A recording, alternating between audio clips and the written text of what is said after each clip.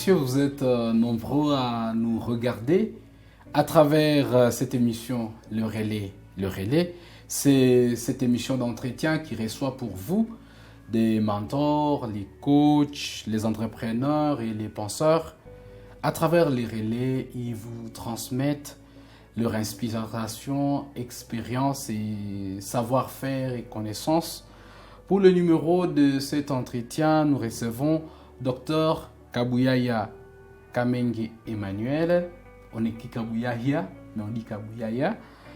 Il figure parmi les tout premiers médecins de la région de Beni-Butembo. Il figure, je viens de le dire, parmi ces tout premiers médecins. Il a été présent lors des grands rendez-vous de l'histoire dans les secteurs de la santé de notre région en 1988 avec la création de l'hôpital de Matanda. Il a été le premier médecin directeur des cliniques universitaires du Graben. Tous les médecins stagiaires sont passés entre ses mains. Tous les médecins stagiaires formés à l'Université catholique du Graben sont passés entre les mains de ce célèbre chirurgien né, semble-t-il, avec bistouri à la main. Il sera pour nous les grands invités du jour. Après 46 ans de service, Dr Kabuyaya n'est pas prêt à prendre sa retraite. Au contraire, il compte poursuivre ses études en 3e cycle et très bientôt, il va défendre son travail de mémoire. Dr Kabuyaya, vous êtes notre invité aujourd'hui. Est-ce que j'ai été plus ou moins fidèle à votre présentation? Oui, mais quelques correctifs pourraient être portés à votre présentation sur 2 points. D'abord, concernant les médecins stagiaires de la faculté de médecine, effectivement, il y a quelques années, où tous les médecins stagiaires passaient ici pour le stage de chirurgie, ici à l'hôpital Matanda. Mais ces dernières années, on peut dire il y a autour de 3 à 4 ans, avec le nombre croissant de l'effectif, disons l'effectif croissant, progressivement croissant des médecins stagiaires de la faculté de médecine, on a été obligé parfois de répartir la promotion en 2 parties. Une partie qui passera son stage en entièreté à l'horizon et l'autre qui le passe en entièreté ici. Alors depuis cette répartition, ils ne passent plus tous ici chez nous. Donc je peux dire que on peut corriger en disant que la plupart des médecins stagiaires sont passés entre nos mains, pas tous. Ok, ça c'est le premier correctif. Le deuxième concerne le titre de chirurgien. Je ne peux pas encore prétendre à ce titre-là tant que je n'aurai pas défendu ce travail que je suis en train de préparer. C'est la réussite à ce travail-là, à cette défense-là, qui pourra justifier donc l'octroi officiel de ce titre. Alors il vaut mieux parler d'un médecin qui évolue depuis longtemps, depuis pratiquement le début de sa carrière, dans le service de chirurgie. Ce serait plus correct. Voilà, nous allons y revenir, en fait, tous ces parcours, mais également les stages que vous avez faits, même les études, des spécialisations que vous avez entamées en Autriche. On va y revenir. Okay. Docteur, en 1987 à 1967, vous avez participé à la toute première épreuve des examens d'État. Avant d'en arriver là, parlez-nous de votre enfance. Vous êtes né où? Est-ce que vous avez passé une enfance ordinaire comme celle des autres enfants? En fait, moi, je suis fils d'un ancien ouvrier de la mine, les mines de Grand Lac. Mon père travaillait pour les mines de Grand Lac comme menuisier charpentier. Et comme les activités des services de mines, donc de l'époque coloniale, étaient migratrices, suivant les endroits où les extractions des mines fréquentaient préférentiellement, mon père aussi se déplaçait partout où il y avait de nouveaux chantiers à construire. C'est ainsi que pendant leur séjour à Teturi qui semble-t-il se trouve près de Mangina, dans les environs de Mangina. C'est là que je suis né, en 1946, pendant que mon père était là dans les activités de la mine. Et cela d'ailleurs justifie le fait que tous mes frères et toutes mes sœurs, on n'est pas tous nés, chacun a plus ou moins son lieu de naissance, en fonction des déplacements de la famille, suivant les activités du papa. Donc moi je suis né à Tétouri, c'était le 24 décembre 1946. C'est pourquoi vous appelez Emmanuel? Peut-être oui. Oui. Et comme mon père était dans une activité migratrice, on a quitté Tétouri avant que j'aie l'âge de raison. C'est pour cela que je ne connais pas ce lieu-là, je le connais juste de nom. Mais je ne peux rien dire de ce que j'ai vu à Tétouri. Oui, alors après cela, mon père n'a plus duré dans le service de la mine, il a terminé son mandat là-bas, son contrat. Et à la fin de son contrat, il est venu s'installer ici à Butembo. À cette époque-là, la cité de Butembo s'étendait, pour ceux qui connaissent Butembo, elle s'étendait de l'avenue Kitawite jusqu'à l'avenue Matokeo. C'était ça Butembo à cette époque-là. Tout le reste, c'était la brousse. Eh bien, c'est à cette époque-là que nous sommes venus nous installer à Butembo. Et c'est à partir de là que j'ai commencé mon école primaire, à l'année scolaire 1955-1956. C'était à l'école primaire qui se trouve à Cavitaire aussi, en dessous de l'école des filles.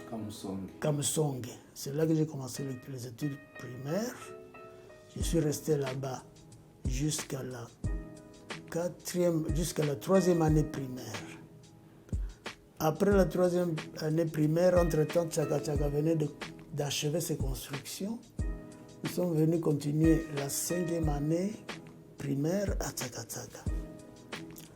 Alors, comme à cette époque-là, j'ai joué beaucoup aux billes, j'aimais beaucoup jouer aux billes, j'ai négligé un peu les études, j'ai échoué en 5e primaire, mais j'ai pu obtenir une place pour la 6e primaire à Beni.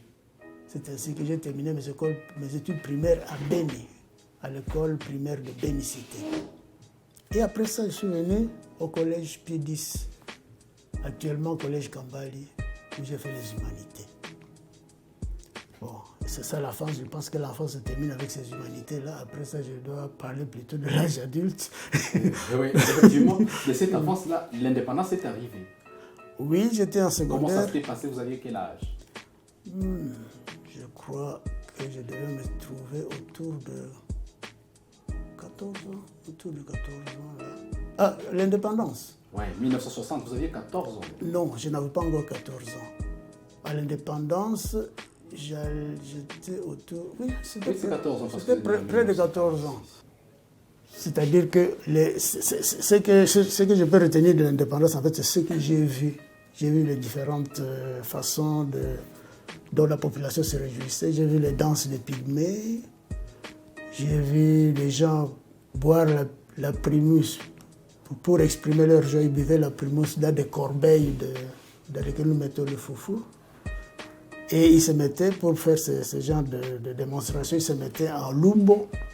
Au lieu de mettre un pantalon, une culotte, une chemise, ils étaient en lumbo, torse nu, et ils buvaient dans ce vase-là. Et c'était agréable à voir. Oui. Mais nous, à cette époque, nous n'avons pas participé puisque l'organisation dépendait des autorités de cette époque-là. Nous n'étions pas mêlés à l'organisation des jouissances de cette époque-là. Mais voilà, c'est le peu que je peux dire de l'indépendance, tel que je l'ai vécu, tel que je l'ai vu, le 30 juin 1960. Voilà, à l'entame de cette émission, je venais de parler de 1967. Vous participez à la toute première épreuve des examens d'État au pays. À l'issue de vos études secondaires en section scientifique au collège Pilis, vous faites 2 ans dans l'armée avant des études en médecine à l'université du Zaïre, actuelle l'université de Kinshasa. Comment avez-vous vécu cette expérience au sein de l'armée? Oui, en fait, l'armée, ce n'était pas avant les études de médecine. J'étais déjà à l'université, je devais monter de classe, donc je devais quitter la deuxième le deuxième graduat pour le troisième graduat. C'est à cette époque-là que nous avons été mobilisés dans l'armée. Et l'armée comme telle n'a pas entraîné une interruption des enseignements de l'université. Comme la mobilisation s'était située pratiquement avant l'entrée en grandes vacances, on nous a pris pour nous mettre dans les camps militaires où nous avons passé pratiquement toutes les vacances. Mais vu notre grand nombre et que l'armée n'était pas prête à recevoir un si grand nombre en une fois et qu'il fallait commencer à reprendre les études, donc le début de l'année académique, ils ont trouvé bon de transformer une partie du campus universitaire en camp militaire. C'est ainsi qu'on nous a tous remis au campus, où nous avons continué donc la formation, disons, la discipline militaire, les horaires militaires, pendant que nous continuions à aller au cours, avec obligation d'aller au cours. En tenue militaire, bonnet compris. Si on vous attrape sans le bonnet sur la tête, vous êtes directement appréhendé, envoyé au cachot, au camp Tchadj, pour au moins 15 jours. Donc nous étions obligés de respecter strictement la discipline militaire pendant cette époque-là, jusqu'à totaliser 2 ans. Après 2 ans, ils ont estimé qu'ils pouvaient nous démobiliser, et on nous a démobilisés au moment où nous avions le grade de sergent. Et en nous démobilisant, ils nous ont déclaré que l'armée ne nous lâchait pas pour autant et que nous devenions des réservistes. Donc, à partir de cette époque-là, nous avons été considérés comme sous-officiers de 3e classe de réserve. Et c'est resté ainsi. Personne n'a plus dit quelque chose sur cette situation-là. Donc, nous ne pouvons pas prétendre aujourd'hui si réellement nous avons fini avec l'armée, ou si quelqu'un qui se souvient de ce dossier ne peut pas décider un jour de rappeler certaines personnes sur le drapeau. On ne peut pas le dire. Donc nous sommes dans une situation plus ou moins en suspense, on ne sait pas ce qu'ils pensent. Bon, évidemment, ce sont des personnes qui ne vivent plus, heureusement pour nous. Mais quelqu'un pourrait toujours se rappeler que nous sommes des réservistes et qu'on peut être rappelé sous le drapeau. Est-ce que cette expérience a servi à quelque chose dans votre formation? Si jamais, pouvez-vous être pour la relance d'un tel cursus au regard de tout ce que nous traversons comme situation, des menaces extérieures et intérieures? Oui, en fait, nous, cet enrôlement dans l'armée, à l'autre époque, nous l'avons conçu comme punitive. Donc c'était punitif. Mais quand nous regardons les bénéfices que nous en avons tirés, on s'en rend compte plus tard, plusieurs années après. On voit quand même qu'on a une façon de recevoir les choses différentes des personnes qui n'ont pas été dans l'armée. On s'habitue facilement à une discipline et à l'observation de cette discipline-là. Et puis, il y a le physique. Les activités de l'armée, le sport, les activités physiques de l'armée vous aident à vous maintenir en forme pendant assez longtemps. Assez longtemps. Je peux même dire que le vieillissement, pour les gens qui ont fait l'armée, se manifeste un peu moins rapidement comparativement aux personnes qui ont vécu sans activité physique intense. Je peux considérer cela comme avantage. Et alors, quant à l'idée de savoir si cela peut être recommandé aux générations qui grandissent actuellement, nous pensons que ce serait, non pas seulement pour des raisons sécuritaires, mais ce serait vraiment une formation de caractère indispensable. Surtout la période exploitable, je pense que c'est celle qui va de la fin des études, cette activité devait se situer entre la fin des études secondaires et le début des études universitaires. Donc occuper cet espace-là, retarder l'accès aux études universitaires pour bénéficier, donc pour favoriser la formation militaire. Alors il y a des retombées sécuritaires là-dedans, il y a un avantage sécuritaire qui doit se retrouver automatiquement, mais c'est surtout la formation du caractère de l'homme qui est à viser, qui doit être visé dans cette formation-là. Docteur Kabouyaya, nous revenons sur votre carrière de médecin. D'où avez-vous tiré cette passion-là? Je ne sais pas si j'ai une réponse exacte sur cette question-là. Tout ce que je peux vous dire, c'est que quand j'étais au collège, dans les habitudes du collège, chaque personne devait avoir une tâche. Et lorsqu'on fait les tâches, lorsque les gens doivent aller dans les différentes tâches avant le début des cours, chacun va dans sa tâche. Et ma tâche consistait à soigner les malades. C'est-à-dire que je m'occupais surtout des galeux, des gens qui avaient la gale. Il y en avait à l'époque. Oui, beaucoup. On m'avait équipé de brosses avec des poils assez solides, savon Monganga. Et chaque soir, avant que les gens aillent au lit, je prenais tous les galeux et j'allais crever leur gale avec cette brosse-là. Je leur mettais la pommade après et ils allaient dormir ensuite. Ça, c'était mon activité de tous les jours. Et en plus de cela... Les collèges étaient internats. C'était interne, nous étions internes. En plus de cela, je soignais les plaies là, sans gravité. Et j'accompagnais le médecin directeur chaque fois, pas le médecin directeur, le directeur du collège, le père directeur, chaque fois qu'il amenait des collégiens aux soins, j'accompagnais. Donc j'étais régulièrement mêlé aux activités de soins. Et quand il y avait des malades qui avaient été hospitalisés et qui venaient de quitter l'hospitalisation, qui devaient continuer leur repos à l'internat, je m'occupais de l'acheminement de leur alimentation dans leur lit de repos. Et c'est là que j'ai été plus ou moins habitué au rapprochement par rapport aux malades. Je peux dire que c'est là peut-être que l'intérêt pour la médecine a pris naissance. Mais je ne trouve pas que cela soit suffisamment... Il y a des gens qui ont peut-être fait la même chose mais qui ne se sont pas intéressés à la carrière médicale. C'est ça.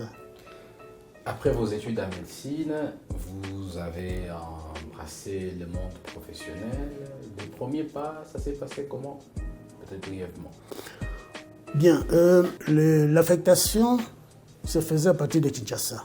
Donc, quand on termine la médecine, on confectionne directement deux types principaux de dossiers. Un dossier pour l'ordre des médecins et l'autre pour la fonction publique. Donc on était directement pris comme médecin de l'État avec obligation de servir l'État jusqu'à la fin de la période de réquisition. Donc tout le monde était réquisitionné, tous les médecins étaient réquisitionnés jusqu'à la fin de la période de réquisition. Et il était dit que cette période était d'une durée indéterminée. Et jusqu'à maintenant, on ne nous a jamais dit que nous cessions d'être réquisitionnés par l'État. Nous restons toujours médecins de l'État, alors que théoriquement, la réquisition ne devait pas dépasser les 7 ans. Oui. Et c'est ainsi que, après la fin des études, l'État nous envoyait où il voulait. Là où il voyait qu'il y avait un besoin en médecin, on vous envoie là-bas. Alors moi, j'ai été envoyé, mais cela a coïncidé en fait avec une demande du médecin de l'hôpital de Moussénene, docteur Popa.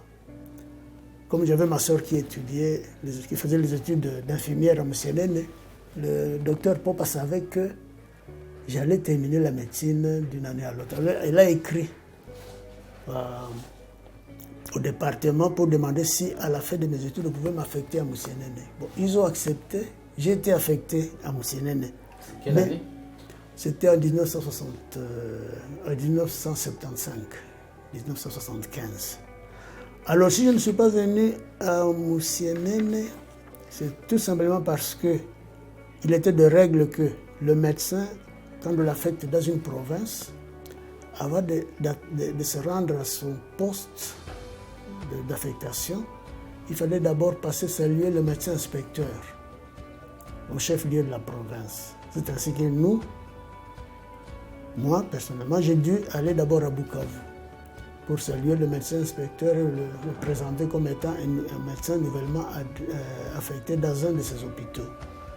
Alors, cela a malheureusement coïncidé avec le fait qu'à Bukavu, l'hôpital général de Bukavu n'avait pas encore ses médecins au complet. Alors on m'a obligé de rester là-bas et de commencer la carrière là-bas. C'est ainsi que j'ai commencé la carrière en fait à l'hôpital général de Bukavu, à l'année 1976.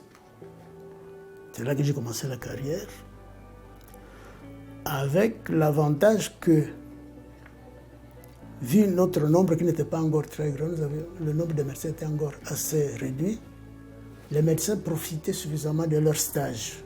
Ils sortaient de stage suffisamment outillés pour pouvoir même travailler seul dans un hôpital. Donc j'étais suffisamment outillé pour être directement fonctionnel et efficacement fonctionnel à l'hôpital général de Bukavu.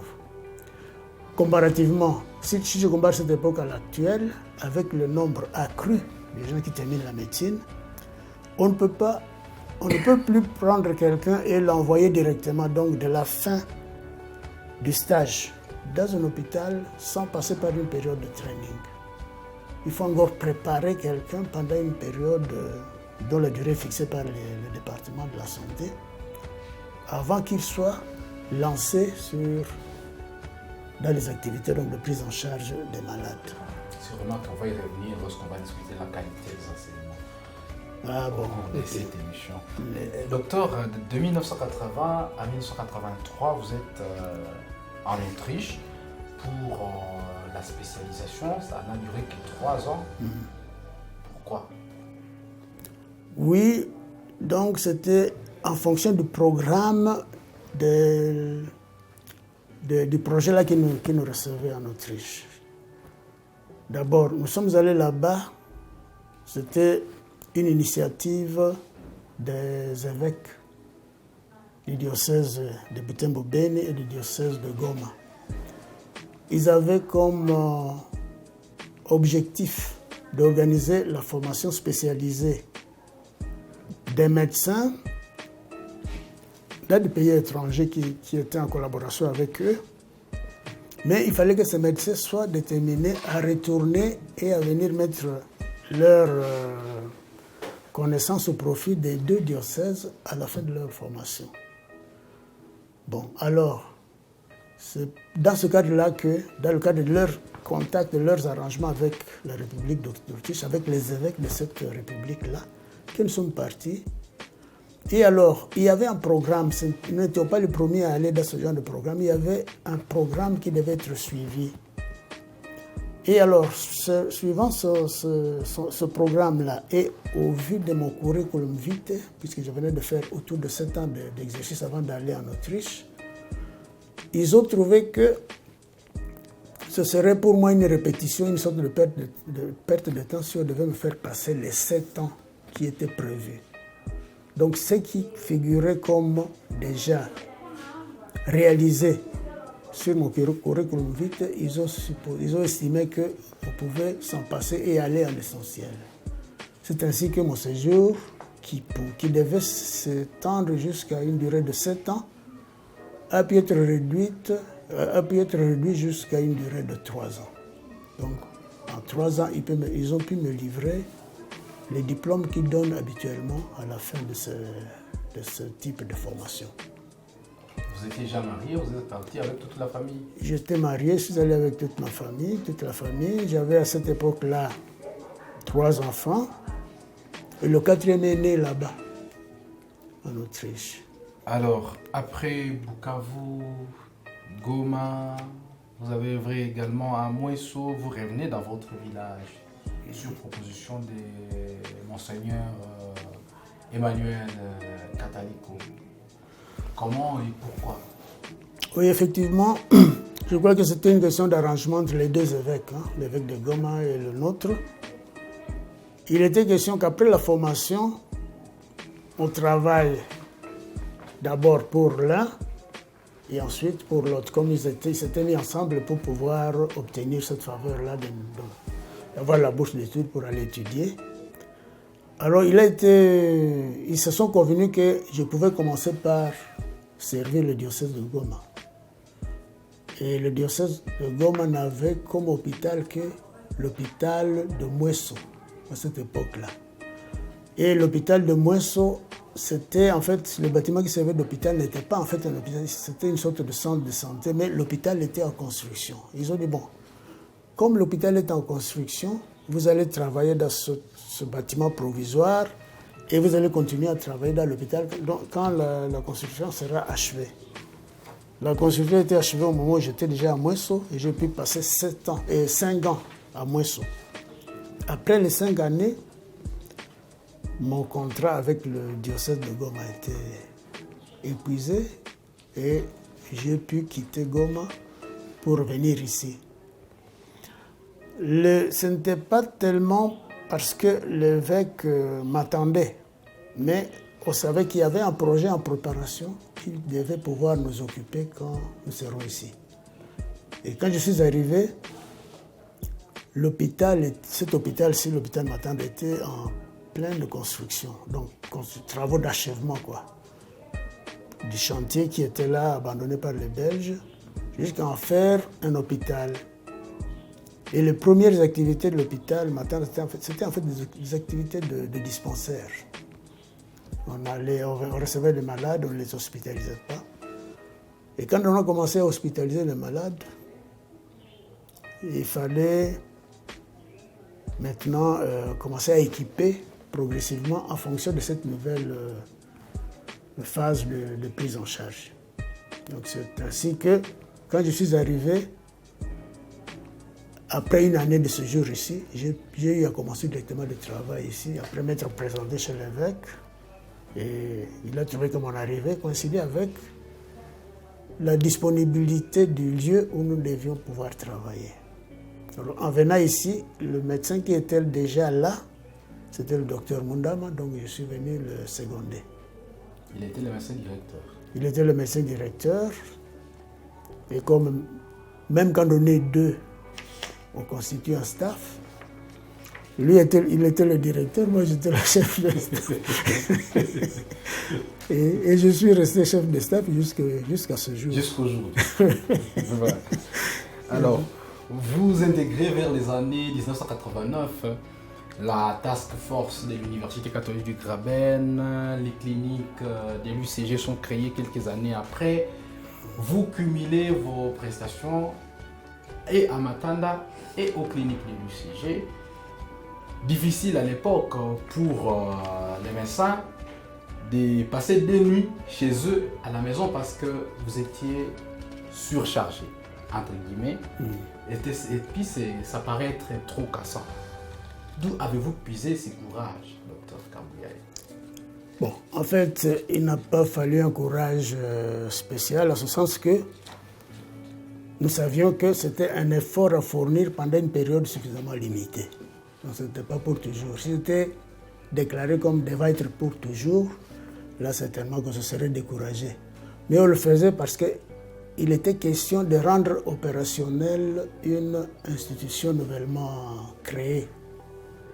Et il fallait la faire fonctionner en utilisant les personnes disponibles sur terrain à cette époque-là et qui avaient aussi d'autres attributions, qui avaient déjà d'autres attributions. Alors, il était question d'accepter de partager le temps entre l'institution où on se trouve à temps plein et celle dont on veut favoriser le développement. Donc, on n'a pas dû avoir un courage spécial, mais c'était par, disons, souci de faire développer cette activité-là puisque nous en connaissions l'importance. C'était important pour notre faculté de médecine d'avoir une clinique universitaire, absolument. C'est une des conditions, en fait, pour pouvoir former des médecins, des cliniques universitaires. Et nous avions comme rôle de favoriser la naissance et le développement de ces cliniques-là. Et aujourd'hui, lorsque vous essayez de contempler de près et de loin l'hôpital Matanda et les cliniques de l'UCG, quel sentiment vous avez eu? Bon, c'est un sentiment là un peu difficile à exprimer. D'abord, il y a un peu de l'étonnement là-dedans et un peu de satisfaction, les deux mélangés. L'étonnement parce que on n'en croit pas ses yeux. Celui qui voyait le chantier matin d'ici, je me souviens que quand j'étais petit, je venais chasser les oiseaux ici sur ce terrain. Mais voilà devenu un grand hôpital. À l'horizon, on voyait que les bananiers, là, les bananeraies avec des villages. Et actuellement, il y a de grandes institutions qui sont implantées sur ce site-là. Alors, ce qui est un peu, ce qui donne de la satisfaction, c'est le fait, c'est quand on voit que, en fait, on a joué un petit rôle, on a quand même servi à quelque chose dans disons, le développement de ces infrastructures-là. Et c'est de la satisfaction pour nous. C'est ça, c'est ce que je peux dire sur ces questions-là. Et aujourd'hui, 46 ans après que vous êtes né, oui. Et ah non. que vous êtes dans la que je suis vous êtes né des médecins, disons, 46 ans après, oui. Est-ce que la carrière de médecin fait rêver aujourd'hui comme à l'époque?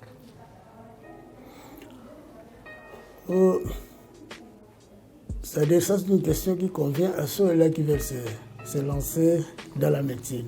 Mais pour nous qui y sommes déjà, on ne rêve plus. C'est-à-dire, on a compris ce que c'est que la médecine, ses exigences. Et ce qui est important, c'est le fait que on ne sent plus le besoin de faire un effort pour s'y adapter. On est déjà adapté et il n'y a rien qui nous surprend. Même si vous devez faire toute une nuit imprévue à l'hôpital parce que les activités de ce jour-là vous y obligent, on le fait sans sentir comme une contrainte, comme un excès d'utilisation d'une personne. On le fait parce qu'on voit que c'est nécessaire, c'est important, il faut le faire ainsi. C'est ainsi que ici, par exemple, si je regarde la façon de travailler dans cet hôpital, quand nous avons débuté, le médecin de garde ne dormait pas à l'hôpital, il était chez lui.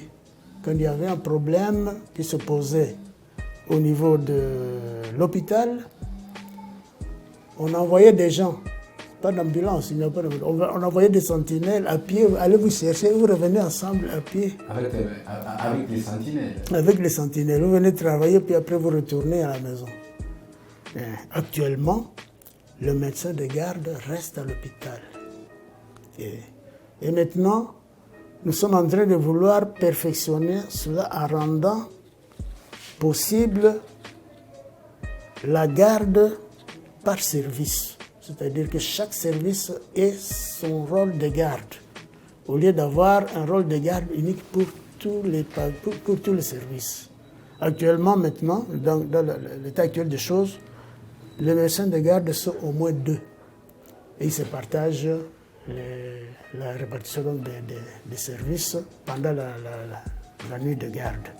Alors que l'idéal aurait été que chaque service ait un médecin de garde. C'est-à-dire qu'il devait y avoir au minimum 4 médecins de garde au même moment, chaque jour. Et ça, nous pensons que nous pourrons y arriver avec l'arrivée de ceux-là qui sont aux études quand ils vont rejoindre le groupe. On pense qu'on sera à mesure de mettre 4 médecins de garde en même temps. Et ce sera pour le bénéfice des malades. Et comme on parlait de cette profession de médecin, fait-elle rêver ou pas, on constate un certain engouement des jeunes en faculté de médecine. C'est qui a poussé les ministres de l'enseignement supérieur universitaire à estimer que la qualité était en berne. Et pour essayer de redorer les blasons de la faculté de médecine, le ministre Willy Ozani Mutondo vient de prendre une mesure d'interdiction à plus de 100 facultés partout en République. Et il n'a retenu que 16 facultés pour tout le pays, tout en revenant sur les mesures de recrutement en faculté de médecine. Est-ce que vous êtes satisfait de mesures comme celle-là? Ou comment est-ce que vous trouvez de ces mesures-là? En fait, moi, personnellement, je trouve la mesure sage et justifiée.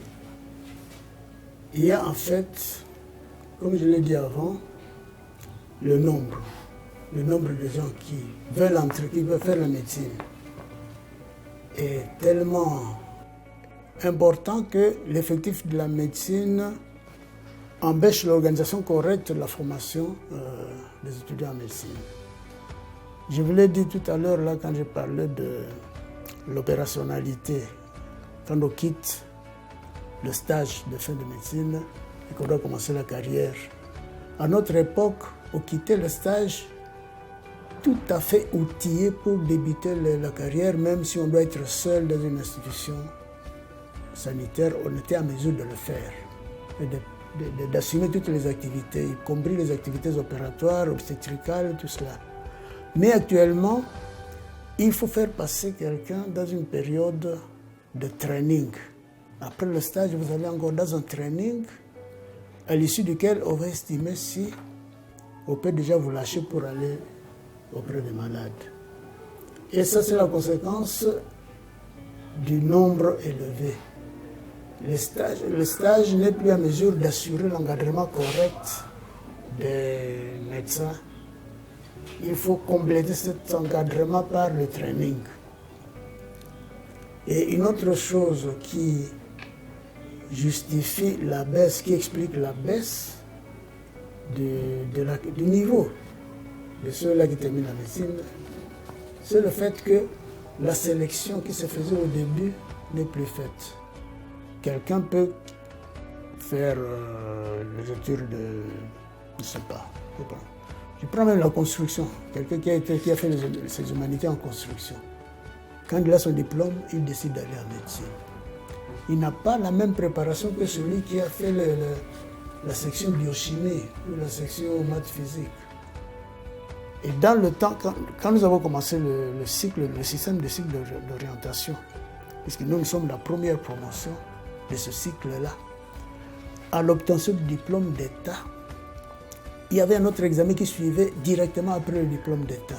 C'est ce qu'on appelait les épreuves de sélection et d'orientation. Tout le monde, avant de quitter le centre du jury, le centre du jury d'État, devait faire cet examen-là. Et les résultats permettaient de catégorifier les lauréats en groupes. Quand vous avez obtenu à ce test plus de 80%, vous étiez autorisé, si vous voulez faire l'université, vous étiez autorisé à prendre n'importe quelle faculté. Vous étiez libre.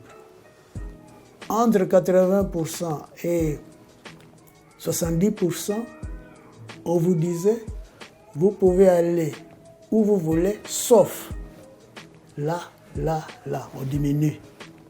Et parmi les facultés qu'on diminuait déjà, dès le début, il y avait la médecine, des histoires comme la polytechnique et tout ça.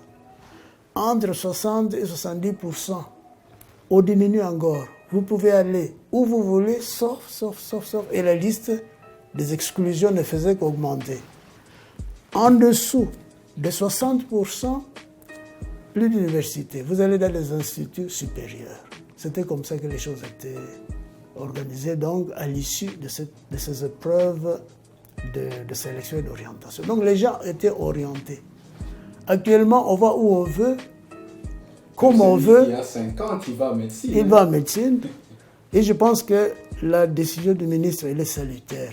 Elle va permettre aux gens d'aller là où leurs capacités leur permettent d'aller et à ne plus voir des facultés de médecine gorgées d'étudiants pendant que des facultés comme l'agronomie, la médecine vétérinaire avaient des effectifs très réduits.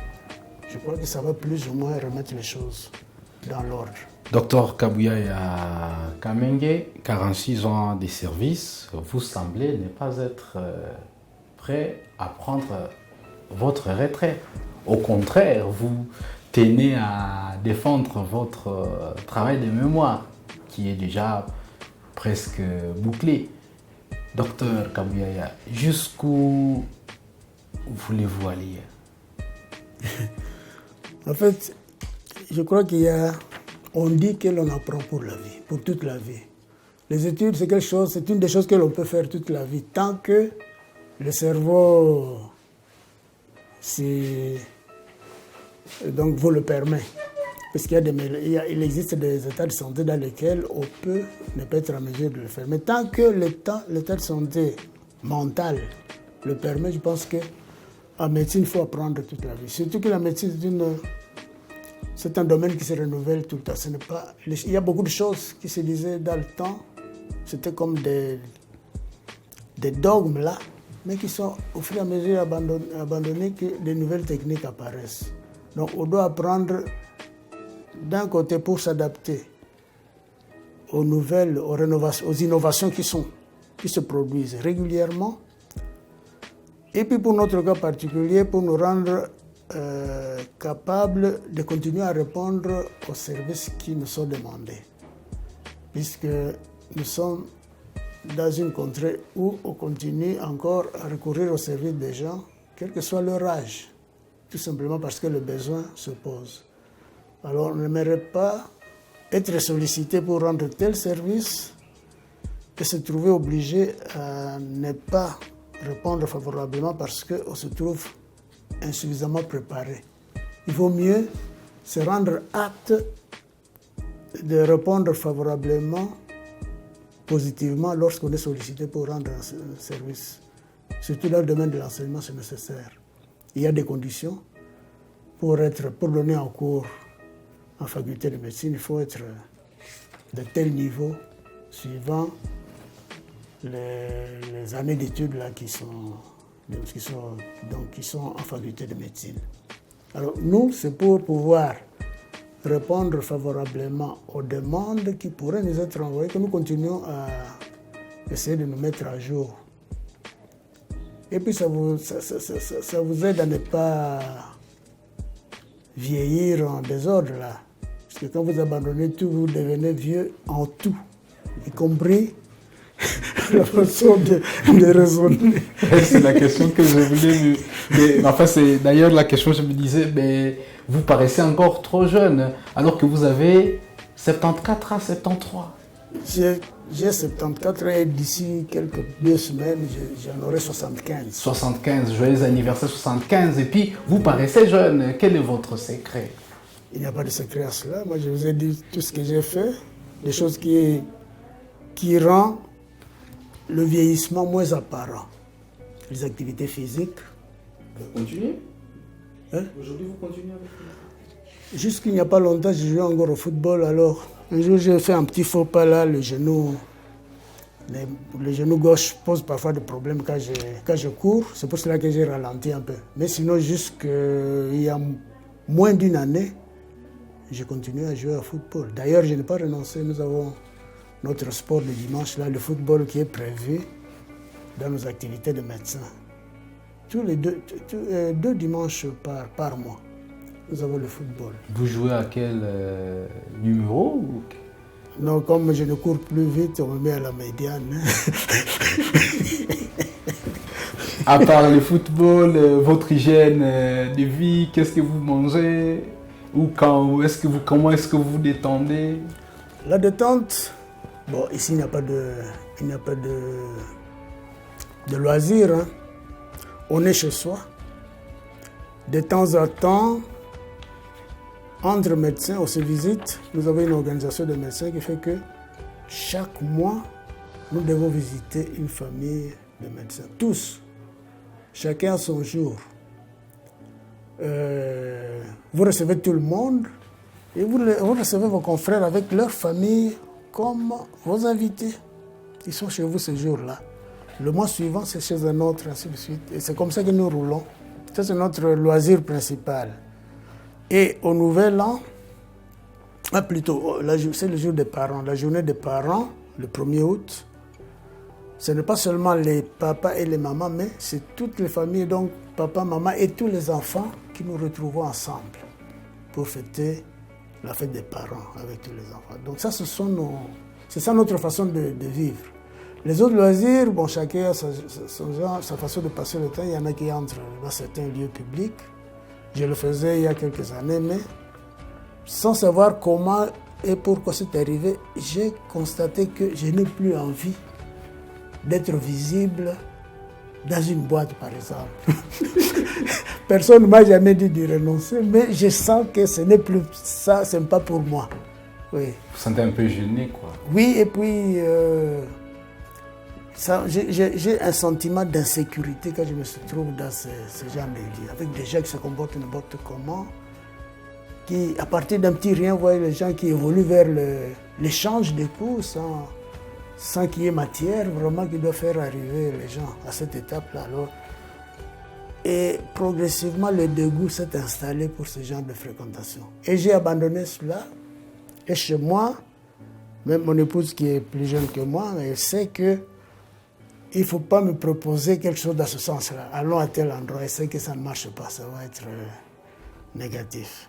Alors qu'il y a quelques années, on était tout le temps ensemble, on entre ici, et puis on va encore là. On ne se contentait pas d'un seul lieu. J'ai trouvé que ce n'est plus que ça pour notre âge. Vous prenez du vin, de la bière ou des liqueurs? Moi, je prenais la bière dans le temps. Et puis, à un moment donné, j'ai eu des problèmes d'articulation. J'ai eu un problème de goutte. Et quand on lit, les mesures à observer quand on a la goutte, j'ai trouvé que la bière était parmi les choses qu'on déconseillait aux gens qui ont la goutte. C'est ainsi que j'ai renoncé à la bière. Quand je veux boire, je peux prendre une liqueur, je peux prendre du vin. Ce sont ces deux choses-là. Et un médecin, lorsqu'on est médecin, on sait des conseils ou qu'est-ce qu'on se fait consulter ou on se consulte? Non, on se déconseille comme on peut être... cela peut venir soit de soi-même parce qu'on l'a lu quelque part, soit des confrères quand vous venez pour être soigné, puisqu'on ne se soigne pas, on va toujours chez les confrères pour être soigné. Constate que vous avez la goutte, il dit mon cher, ça, il faut renoncer à ça. Et on ne discute pas, on reçoit ça sans feedback. Et... Voilà, vous êtes père de 8 enfants. Est-il facile d'être époux, père, médecin chef de staff, avec des responsabilités à la faculté? Bon, moi je ne pense pas que cela puisse constituer une difficulté. Je crois que c'est même plutôt un avantage. La seule chose qui me paraît lourde là-bas, ce sont les charges. Les enfants, ils doivent étudier, il faut les faire étudier. Et puis il faut faire vivre la famille. Ça, c'est ce qui pèse, c'est ce qui fait sentir que la famille et sa taille constituent un problème à cause du poids des charges. Mais tout le reste, pour moi, ne constitue que des avantages. Après un travail fatigant, vous avez un cadre reposant que vous retrouvez chez vous avec votre épouse, vos enfants. Le climat que vous trouvez là-bas, c'est l'idéal pour le repos de quelqu'un. Et on peut parler d'autre chose que des problèmes de service. L'unique problème que je vois là-bas, ce sont les charges. Et puis le fait d'avoir une responsabilité à l'hôpital, par exemple d'être chef de staff, en fait, on peut penser que cela constitue une charge, alors qu'en réalité, ça n'en constitue pas une. Puisque dans le staff, ce sont les échanges. Ce sont les échanges. Il faut peut-être un modérateur pour les échanges, et peut-être c'est cela qui fait la différence. Mais on est dans un staff où on ne raisonne pas seul. Au contraire, on exploite le raisonnement de tout le monde. Et cela ne pèse pas en tant que responsabilité sur une seule personne. C'est un partage continuel autour d'un problème que vous avez dans votre service, dans votre prise en charge. Vous avez des difficultés, vous le présentez aux autres, on discute et on adopte une attitude commune qui permet d'avancer plus ou moins positivement dans la question. Nous sommes en train d'aller vers la fin de cet entretien de Le Relais. Docteur, quels sont les souvenirs, les moments les plus glorieux de votre carrière? Moment glorieux. Moment glorieux, c'est difficile. Il n'y a peut-être pas de moment glorieux, mais il y a peut-être des moments de satisfaction. Et il y a des problèmes difficiles, parfois, que tout le monde reconnaît difficiles, et pour lesquels on parvient à trouver des solutions. Et c'est là où on est satisfait. On sent une sorte de satisfaction, difficile à traduire en paroles, mais qui semble, en tant que valeur, qui semble même dépasser de l'argent que vous donnerez comme souci. Vous savez que cette personne était certainement décédée si nous n'avions pas fait ceci. Et je crois que ça, c'est une grande récompense qui dépasse une récompense monnayée là. Ça sont des moments de satisfaction que nous avons dans la carrière, chaque fois qu'on parvient à trouver une solution pour un problème. Désespéré, c'est vraiment la satisfaction. Je me souviens par exemple moi je ne suis pas, comme je disais, je ne suis pas encore autorisé à utiliser le terme de chirurgien parce que l'étape qui doit m'autoriser de l'utiliser n'est pas encore réalisée. Mais malgré cela, par exemple, quand l'AFDL est entré ici à Butembo, je cite ça comme parmi les actes où j'ai été vraiment satisfait du résultat. Il y a eu une balle qui a trouvé une vieille dame dans sa parcelle et elle est entrée profondément dans le cerveau. C'est-à-dire la distance la plus courte par rapport à l'extérieur du cerveau était de 7 cm. Nous avons extrait cette balle-là. Donc d'abord, la présence de la balle avait déjà supprimé le langage, on ne pouvait plus parler. Elle était paralysée d'un côté, elle était donc ce qu'on appelle l'hémiplégie, paralysée d'un côté, et elle était en train de s'effondrer progressivement. On voyait qu'elle tendait vers le décès. Et tout le monde savait que c'était la présence de la balle qui était responsable de cet état-là. Alors nous avons pris le courage de dire, écoutez, nous allons extraire cette balle-là. Alors ce qui nous a retardé, ce qui nous a empêché de l'extraire, c'était le fait que tout le monde craignait cette opération-là. Donc en premier lieu, la famille. La malade, elle ne pouvait pas savoir ce qu'elle pensait puisqu'elle était là comme une statue. Elle ne pouvait pas dire un mot. Mais sa famille s'est opposée d'abord catégoriquement à l'intervention. Et nous avons dit, bon, quand la famille s'oppose, on ne peut pas forcer, on laisse comme ça. Mais à un moment donné, quelqu'un de la famille est venu dire, mais en fait, qu'est-ce que nous attendons? Faites ce que vous pouvez, la personne est en train de mourir. Alors nous avons dit, bon, ça va, quand vous nous autorisez, au lieu de la laisser mourir comme ça devant nos yeux, essayons. Et nous avons extrait la balle en nous disant ceci. Si la balle a pu pénétrer dans le cerveau, casser l'os, pénétrer dans le cerveau, s'arrêter à ce niveau-là, sans tuer la personne, cela signifie que cette même balle, en prenant le même chemin inverse, ne doit pas la tuer. Alors, prenons cela comme principe. On va essayer de passer par le chemin que la balle a suivi pour atteindre ce lieu et l'extraire par là. C'est ça le principe que nous avons pris. Et nous avons fait la trépanation. Vous cassez au burin le crâne, vous déboîtez, vous repérez l'entrée, vous sondez, jusqu'à sentir le contact de la balle. Et maintenant, il faut essayer de la retirer. C'est ce que nous avons fait. On est parti seulement du principe que si elle est entrée jusque-là et qu'elle ne l'a pas tuée, pourquoi le fait de la sortir par le même chemin la tuerait?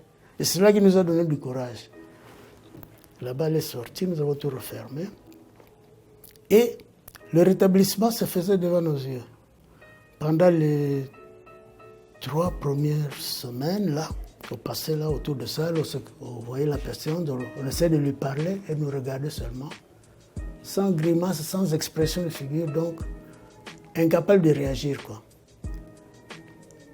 Et puis, un beau matin, là, autour de ça, nous arrivons là-bas, nous la saluons, elle répond.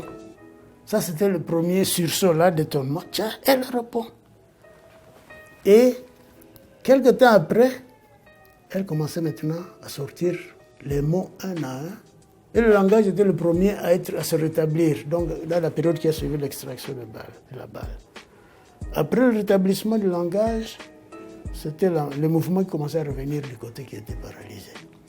Et cette dame qui avait autour de 76 ans, quand nous l'avons opérée, est allée mourir quand elle avait déjà atteint les 90 ans. Les 90 ans. Donc, pour dire que l'intervention lui a été bénéfique. Puisqu'il a pu lui prolonger la vie d'une petite vingtaine d'années là.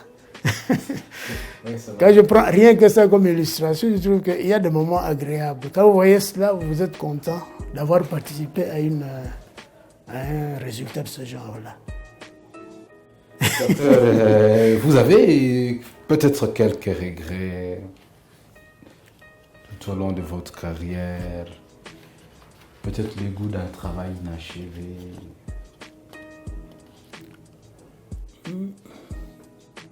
Ça, peut-être pas. Regret. C'est-à-dire, tout ce qu'on peut dire, c'est que on sent que tout en ayant l'intention de réaliser telle performance, on n'a pas toujours la possibilité de la réaliser. Non pas qu'on n'en est pas incapable, mais plutôt qu'on n'est pas outillé pour la réaliser. Alors, il y a ça comme problème, c'est préoccupant. Pas seulement pour moi, mais pour la plupart des médecins. Vous avez bien l'intention de réaliser telle chose, mais vous n'en avez pas les outils. Alors, pour avoir les outils, il y a encore une exigence. Vous devez demander que les finances de l'institution puissent vous procurer ces outils-là. Vous aurez encore besoin d'une formation pour pouvoir manipuler correctement ces outils-là. Donc, ce sont des choses qui vont ensemble. Et ça, c'est un problème que chaque médecin se pose. Il faut que je parvienne. Tel problème est fréquent dans mon milieu, il est mal pris en charge dans le milieu. Il faudrait, pour bien le prendre en charge, disposer de telle chose, de telle chose. On ne les a pas. Et quand si même quelqu'un pouvait les donner en don, il faudrait encore qu'il puisse ajouter à son don une petite possibilité de former le manipulateur de cet outil-là. Voilà, ce sont des insuffisances-là qui donnent l'impression de ne pas avoir l'efficacité voulue devant différents problèmes, et cela étant lié à l'outil de travail qui n'est pas toujours disponible. Docteur Kabouyaya, accepteriez-vous d'être votre propre enfant? Qu'est-ce que vous voulez entendre par là? Dire conseiller à votre enfant de devenir médecin, ou carrément peut-être vous en avez. Bon, non. Là, c'est la lourdeur du travail, la responsabilité, tout ce qui va avec. Oui, je ne peux pas conseiller la médecine à quelqu'un. Moi, je préfère plutôt que quelqu'un prenne l'initiative de faire la médecine. Donc, parmi mes enfants, quoi. Pour la simple raison qu'il faut quand même reconnaître que la médecine est une profession exigeante. Alors, il ne faut pas que quelqu'un, devant des difficultés qu'il rencontre dans la carrière, puisse dire, écoutez, c'est à cause de tel que je suis dans ces difficultés. S'il ne m'avait pas entrer dans cette profession, je serais peut-être dans quelque chose qui me permet une vie plus facile. Alors moi, je préfère que chacun se lance de sa propre volonté. Mon rôle devant se limiter à suppléer aux frais, mais pas à convaincre de la nécessité. Non, il vaut mieux que ça vienne de la personne elle-même. Vous avez côtoyé Monseigneur Emmanuel Kataliko à la création de l'hôpital de Matanda. Quel genre d'homme était-il? Comme genre d'homme, c'est un monsieur surprenant. Surprenant. Vous pouvez lui poser un problème, il ne réagit pas d'une façon directe ou manifeste à la question, tout en ayant perçu la pertinence de la question. Mais il vous surprend avec une solution au moment où vous pensiez que l'intérêt, et qu'il n'avait pas manifesté d'intérêt à la question. Alors, la particularité, disons, la plus importante que j'ai retenue de lui, c'est le fait d'entreprendre de grandes choses, mais avec rien. il n'accumule pas les moyens et puis, à partir d'un certain volume de moyens, décide d'entreprendre une activité. Non, il lance l'activité. Et je crois que c'est vraiment la force de sa foi. Il sait que une fois que l'activité est autorisée, Dieu permettra que des moyens tombent dans ses eaux. Et c'est ce qui arrive toujours. C'est comme ça que Matanda a débuté. Il a demandé l'autorisation d'achever Matanda pour en faire un hôpital. Une fois l'autorisation accordée, il a créé un comité de construction et ce sont des petites contributions, même des chrétiens là, à la messe, tout ça, qui ont construit l'hôpital. Il n'y a jamais eu quelqu'un qui vient avec des fonds pour construire l'hôpital Matanda. Il n'y en a pas. C'est idem, c'est la même façon pour les universitaires. Et même pour tous les sites universitaires, les auditoires, les cliniques et tout ce qui est dans ce site de l'horizon. Ce sont des choses qui viennent comme ça, petit à petit.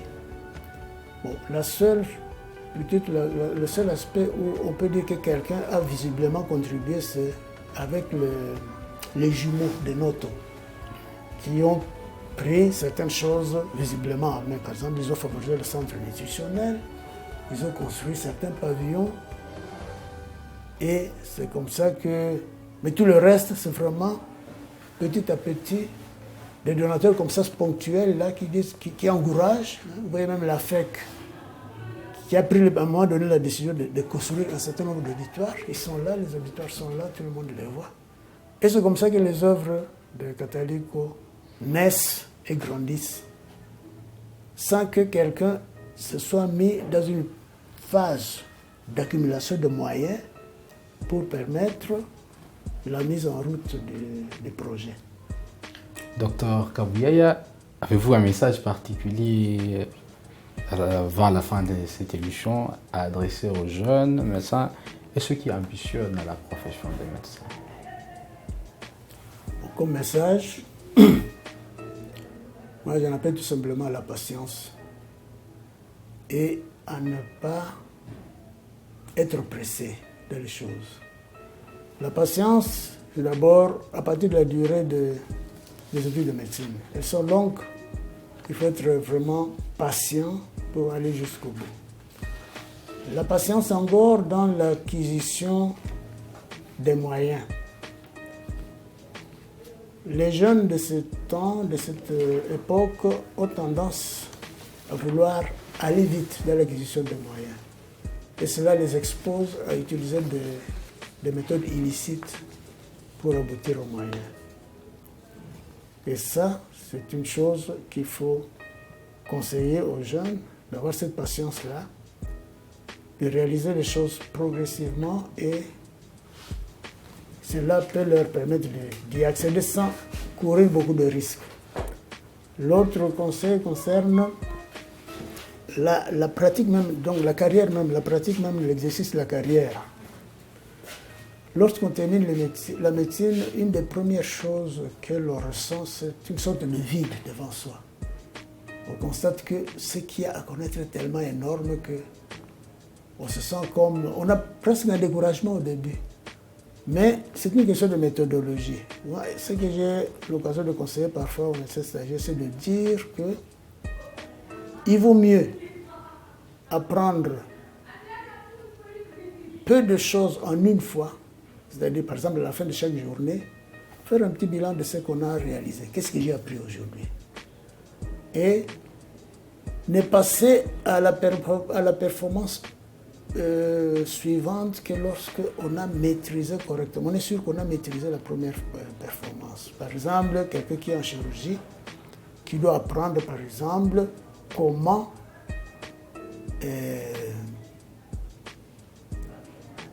je ne sais pas, faire une opération d'appendice, comment opérer l'appendice. Il y a moyen de le faire correctement tout en faisant d'autres choses. Pas seulement, ça ne veut pas dire que vous allez vous fixer votre attention seulement sur cet acte-là. Mais chaque fois que vous aurez à participer à une appendicectomie, vous voyez les différentes phases et vous essayez de les maîtriser correctement avant de penser à l'exploitation d'une autre intervention fréquente. De façon que vous soyez certain que ça, au moins, je ne peux plus oublier ça, je retiens ça comme acquis. Et cela vous permet d'aller comme la carrière, elle est longue, elle est indéterminée, c'est toute la vie. Ça vous permet d'avancer tout en maîtrisant correctement les choses que vous aurez à faire quotidiennement. Au lieu de chercher à tout faire, à toucher à tout, et puis à la fin, vous vous rendrez compte que de toutes ces choses-là, il n'y a aucune que vous faites, que vous réalisez correctement. Il vaut mieux se dire ceci, tout en faisant, tout en participant à tout, j'attache d'abord mon attention sur ceci. Une fois considéré comme maîtrisé, je passe à autre chose. Tout en participant à toutes les activités. Vous n'abandonnez pas les autres aspects parce que vous pensez à ça, mais vous ferez cela tout en participant aux autres activités. Moi, je pense que si quelqu'un se dote de cette patience-là et de ce principe d'apprendre lentement, mais sûrement, je crois qu'il peut être suffisamment stable et il peut être satisfait des résultats de ce qu'il va faire. Docteur Kabuyaya, merci d'avoir partagé en quelques minutes votre riche expérience avec les téléspectateurs de Le Relais. Je vous remercie pour le moment qu'on vient de passer ensemble et pour le choix que vous avez fait de venir causer avec moi. Peut-être que si je m'étais préparé un peu longtemps avant, j'aurais peut-être été plus cohérent dans l'organisation de mes réponses pour en faire bénéficier ceux-là qui vont les entendre. Mais d'autres occasions pourront se présenter. Sûrement, on reviendra. Mesdames, Mesdemoiselles et Messieurs, vous étiez nombreux à nous regarder à travers Le Relais. Le Relais, c'est cette émission des penseurs, des coachs, des entrepreneurs qui transmettent leur savoir-faire, leur savoir-faire, leur savoir-être, leur expérience, leur connaissance. Aujourd'hui, c'était un bonheur de communier autour de ce relais avec Dr Kabuyaya Kamenge Emmanuel. Il est médecin traitant à l'hôpital de Matanda. Il est à la faculté de médecine à l'UCG. Également, beaucoup d'autres facettes que vous avez pu découvrir. C'est tellement hasardeux pour moi de les résumer en quelques mots. Je vous fixe ce prochain rendez-vous pour les prochains numéros avec un nouvel invité de ce relais. Bon, restez détendus et merci.